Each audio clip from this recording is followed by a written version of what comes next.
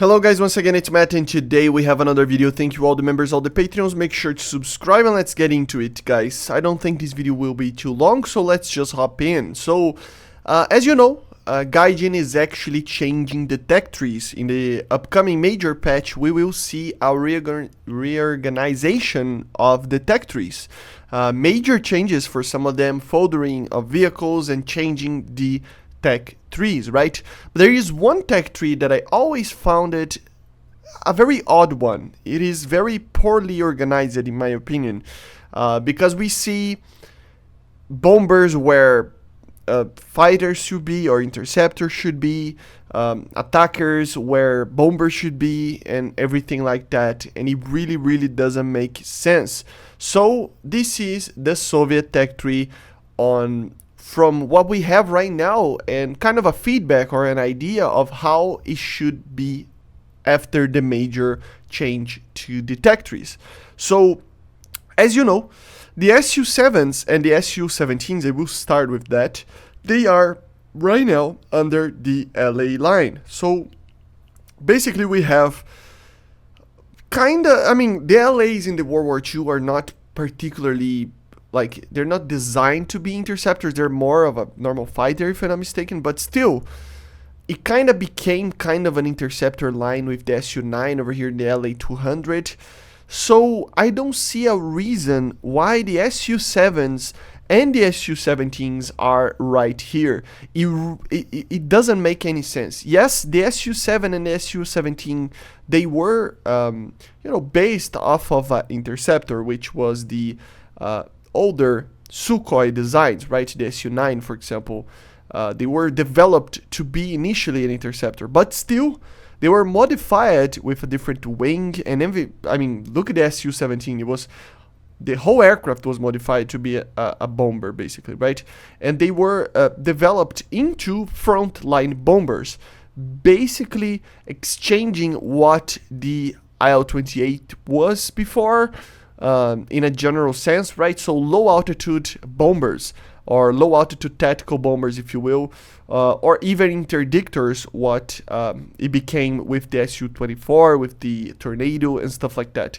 So these aircraft at Soviet service, of course in other air forces they were used as fighters, but in the Soviet service they were primarily bombers.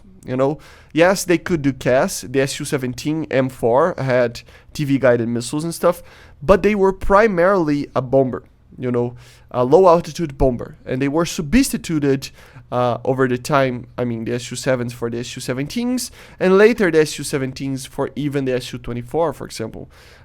As I said, they are a little bit multi-role. They can do more stuff than just bombing, but their main mission was kind of an interdictor in the early years of that idea of an interdictor bomber, right?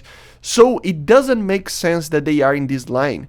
This line should be cleared for when interceptors actually come, or when Sukhois actually come, the fighters, interceptors of the Sukhoi Design Bureau, right?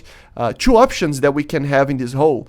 We can have the Mikoyans, all the Mikoyans over here, and all the Sukhois here. So, for example, the MiG-25 or MiG-31, MiG-35, all of those aircraft, more additions of the MiG-29 and stuff, it would be all in this line. But in this line, we could see, for example, the Su-27, the Su-15, the Su-11, the Su-9 in these early tiers over here.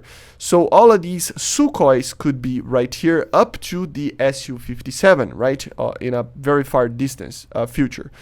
So there is an option there. Or they can add just interceptors here. Have a sideline over here with the Su-27 coming together from these aircraft.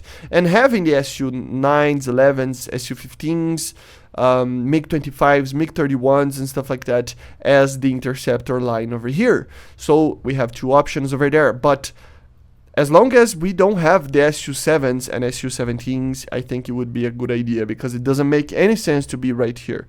The second thing is the MiG-27s.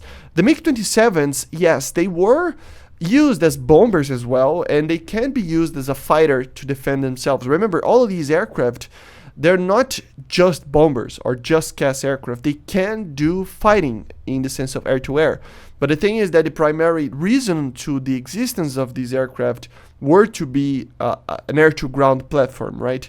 So I think they should be an air-to-ground platform in the air-to-ground line of the Soviet tech tree. And the MiG-27s, they were used in a similar way as in the Su-25, you know.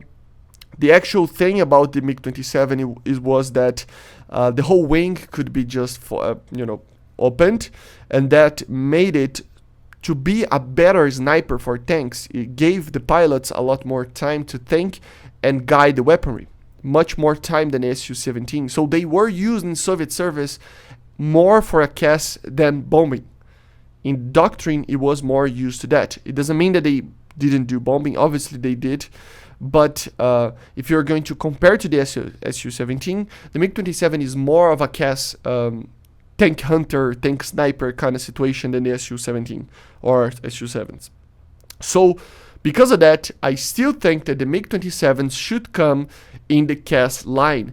So yeah, we have 3 fighter lines over here, and then we have the CAS line, and then we have the bomber line over here. And I do think that the SUs should be on the bomber line, and this should be the CAS. Of course, the Su-25s are CAS aircraft, combat close air support. You know, it is basically an aircraft to hunt and target tanks, lightly armored vehicles, infantry even, and basically help the ground troops.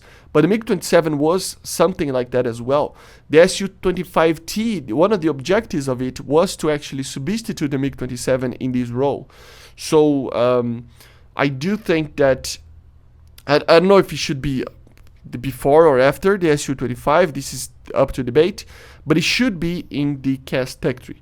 So this is it, guys. This would be the main thing, the main idea for me in the Soviet tech tree. Having the SUs in the bomber line with the Su-24, Su-34 coming afterwards. These ones, the MiG-27s, coming together with the CAS options over here, the Su-25. We can even have the Il-28s moving to the bomber lines as well, because it doesn't make any sense unless it's the Sturmovik version to be in the CAS line as well.